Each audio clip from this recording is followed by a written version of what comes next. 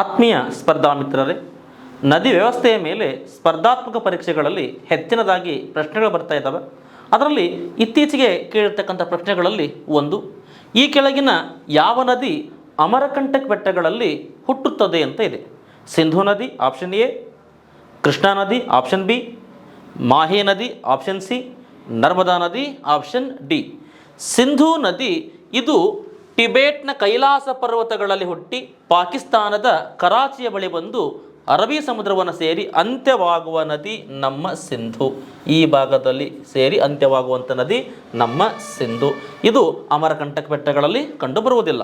ನಂತರದಲ್ಲಿ ಕೃಷ್ಣಾ ನದಿ, ಇದು ಮಹಾರಾಷ್ಟ್ರದ ಪಶ್ಚಿಮ ಘಟ್ಟಗಳಲ್ಲಿ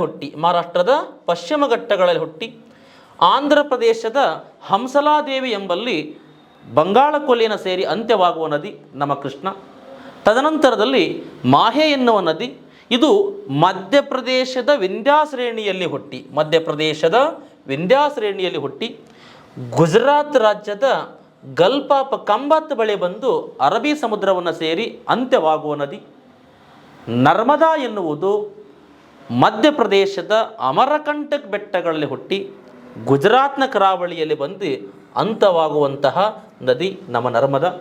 ಅಮರಕಂಟಕ್ ಬೆಟ್ಟಗಳಲ್ಲಿ ಹುಟ್ಟುವ ಪ್ರಮುಖವಾದ ನದಿ ನರ್ಮದಾ ನದಿಯಾಗಿದೆ.